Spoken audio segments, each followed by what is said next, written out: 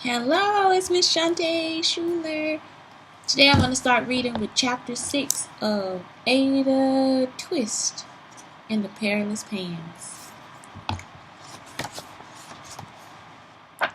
I hope everybody is feeling well today.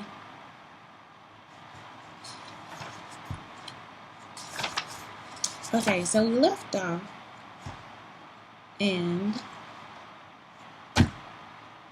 it was Birds Day. So let's start by looking at all the birds.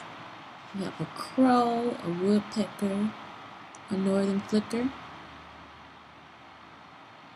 and a bowhunks, stuff like that. Bahunkus. Ada grabbed her binoculars and came to the tree. The great backyard bird count was only a few weeks away. Every year on the same day, Ada joined people around the world who counted birds in their own yards. Then they all shared the data they collected. That data told scientists how many birds there were and where they lived and where they traveled. Ada practiced identifying birds every day. She studied pictures and knew many birds by sight, but she wanted to know bird calls too. Ada listened to the birds in the tree. Caw, caw, caw. Crow, she said. Knock, knock, knock. Woodpecker. Tap, tap, tap. Northern flicker. Whoops. Whoops, said Ada. I don't know that one. She listened again. Oh no. Oh no, said Ada. What kind of bird sounds like that? She looked through her binoculars. Zowie, said Ada. That's not a bird. That's not a plane. That's a bahunkus. Ada was right. It was a bahunkus, a very big bahunkus, and it belonged to a very skinny man with a very big mustache and a very, very big pair of pants. And they were the biggest pants Ada had ever seen. They were fluffy and puffy, and they were floating above the tree. And that wasn't just any man. That was Uncle Ned. Ada turned to see her friends Rosie, Revere, and Iggy Peck running toward her. They were shouting and waving their arms. Stop that, Uncle, yelled Rosie. Ada looked up. A long rope dangled from Uncle Ned's waist. It was snagged on a branch at the top of a tree. Rosie and Iggy skidded to a halt next to Ada. They were out of breath and their faces were bright red. Hi, said Ada. Thanks for catching Uncle Ned, said Rosie. We've been chasing him all over Blue River Creek. Why is he flying around? Asked Ada. Is it an experiment? I love experiments. Is it an experiment about flying, winds, birds, leaves, clouds? Is it about weather? It's about getting me down, yelled Uncle Ned. We're trying, said Rosie. Why are his pants floating? Asked Ada. Are they filled with gas? I heard that, Uncle Ned called Uncle Ned. They're filled with helium gas, which is lighter than air, said Rosie. I made them for him when I was younger. Sometimes he wears them on a walk, said Iggy. Though I guess it's a float because someone else is doing the walking. They hold the rope so Uncle Ned doesn't fly off. Flying around in helium pants was dangerous. It was hazardous. It was perilous. It was also really cool. Uncle Fred was holding the rope today, said Rosie, and then he saw let me guess, said Ada. Did Uncle Fred see a snake? Rosie nodded. Everyone knew her Uncle Fred. He was a zookeeper in the Blue River Creek. Everyone also knew that Uncle Fred loved snakes, and they loved him. He found them everywhere he went. It always led to trouble. It always led to trouble. He picked up the snake, said Rosie, and he let go of the rope, said Ada. What kind of snake was it? An annoying one, yelled Uncle Ned. Get me down from here. Aww. Okay, so next page, chapter 7. So she met two friends. Yay, yay, yay. What is ticklish? Why are humans ticklish? While we're up here, yelled Ada, do you see any birds? I'm trying to count them. I see a very hungry-looking crow, said Uncle Ned. I don't like the way it's staring at me. Nice birdie. Nope, get off my head. Hey, that tickles. Cut it out. Ha ha ha ha. I'm ticklish. Ha ha ha ha. He's laughing. Indeed, Uncle Ned was very ticklish, and all of Rosie's aunts and uncles were. And once they got Laughing, it was hard for him to stop. Uncle Ned tried to swat the bird away, but he was laughing too hard. Hee hee hee hee hee. Ha ha ha ha ha. Meanwhile, the kids brainstormed ideas. They often thought up ideas and helped one another with projects. They spent so much time answering questions that Ada's aunt Bernice gave them a nickname. She called them the questionnaires. The questionnaires thought and thought. I can make a gadget to help him steal the helium pan, said Rose, who was an engineer. But how could we get to him? I know, I said. Who is an architect? I know, said Iggy, who is an architect. We could build a treehouse and climb up to him, or we can make a leaning tower of pizza boxes. Do you have 50 pizza boxes? Ada shook her head. It doesn't matter now, she said. Why not? Asked Iggy. Just look, said Ada. Iggy and Rose looked up. They saw lots of branches. They saw lots of trees. They saw a hungry crow, but they did not see a pair of perilous, puffy hands or a skinny man with a very big mustache. Uncle Ned was gone. Oh, boom, boom.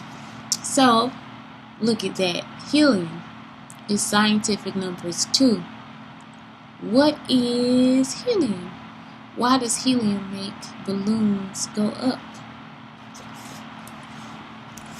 The three kids looked his way and that way. They looked this way and that way. There was no sign of Uncle Ned or his perilous plans. Do you think the crow got him? Said Iggy. He could be anywhere, said Rosie. She was worried. Let's think like scientists, said Ada calmly. Let's start with questions. Rosie looked up. What if he went straight up to space, she asked. Ada tapped her chin and then thought a moment. I don't think Uncle Ned could get up to space, said Ada. I was reading about gases in my book. Helium is a gas and it follows all the rules of gases. Gas molecules spread out in every direction to fill the space around them. Ada started pointing and making hand gestures and sound effects. She wanted to tell Rosie and Iggy all the things she had read about gases, but thoughts were crowding her brain, fighting to get all the space at once. Then Ada stopped. She was doing the same thing she had done when she tried to explain her experiment to Arthur. That didn't work so well. Maybe now is the time to try something new. I'll show you, said Ada. Ada took a deep breath and pulled out her notebook. Sometimes it helped her when she sketched in her notebook and then explained as she went.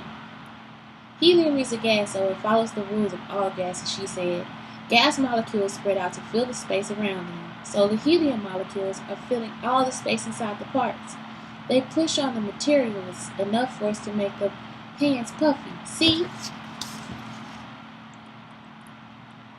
You guys see that?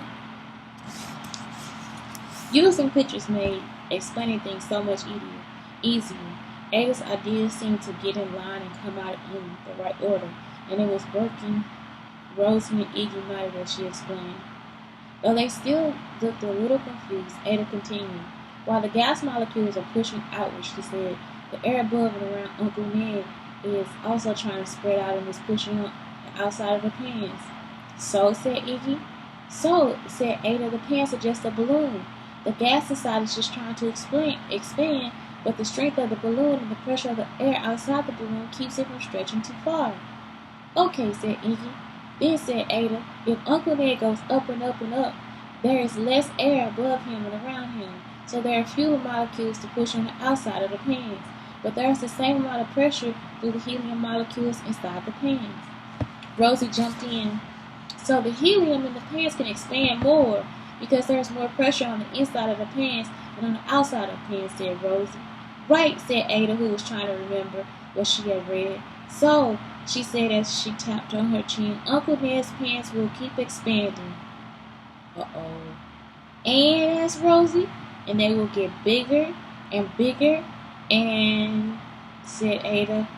And, said Rosie nervously. Ada gulped.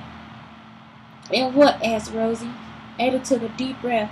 A worried look crossed her face. What? Asked Rosie. The pressure inside the pans will be much stronger than the pressure outside, said Ada. They'll pop. Oh no, Rosie gasped. Uncle Ned will fall from space. No, actual space is 60 miles up. Ada said his pants would explode way before then. Rosie's eyes got wide.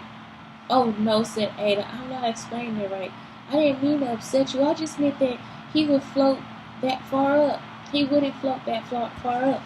But Rosie was upset. She looked at the sky and a tiny tear welled up at the corner of her eye. Uh-oh.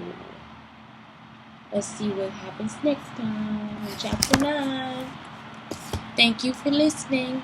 Oh, I want to go over what the notebook looks like. So, Rosie is talking about her notebook. And so I just made one, and this is called, the paper that she uses is called quad ruled paper. And the reason why is because the quad ruled paper looks like this. It has actual places on there where you can draw. And sometimes if it's for quadratic drawing, you have a darker line around some parts of it. So that's what it looks like. So I just went ahead and made my own because I was using my son's paper, so I only used like 5 sheets of paper. So, and I'll show you too what we draw. I know where it's at now. So I gave myself a cover, and I am designing a bus. So here I have all my schematics and some of my research. So this side is for my research. Here, these are notes that I took. I should have been putting in a notebook and I didn't. Here, this is what I'm designing. So in this part of it, I'll give you, this is the schematics of my bus. This is what I call a key. So this key is for my hot and cold water. This is for my electricity and my outlets. This is for my light switches, and this is for the lights. And so there's a small drawing here of everything I want to do and what my bus plan looks like. I also leave these so when I lift it up, I'll be able to see more of my notes. So the most thing that bothered me today was how I wanted to filter the water in my bus. So that's why I have this here as a reminder of what this page really was for me. It was the water filtration system. So that's what I started building. So then from there, there's a sink I want, y'all. It's very expensive. And Miss Schuler feels like if she's an artist, then she can just make one. I could just make one out of concrete and 2 boxes. And so it'd be cheaper for me to make it. The sink is about $400 and Miss Schuler can make it for $50. So I'm thinking I can make a sink. So I designed my sink there. Okay? So, and this is what great engineers, artists, and scientists do. And so then on this page, there are designs that I thought that I needed pictures for. So I printed out pictures and I put them here. So I designed everything, and I can fold these back, and you can see my drawings. And then this is my ultimate drawing. So these are different designs that I would like. And then this is a daybed. So I thought, oh, I could design a daybed. And I used the measurements and different things for me to be able to see. Now, on the next page, I always get the flooring mixed up. So again, I wrote a list and I create somewhat of a key for me to know how I need my flooring to look. So that is what you do. If you like engineering, if you like engineering and science, that's what it takes. All you want to do is sit down and draw. So anyway, get you some quad ruled paper. You can even use art paper and just start drawing. Have a great day.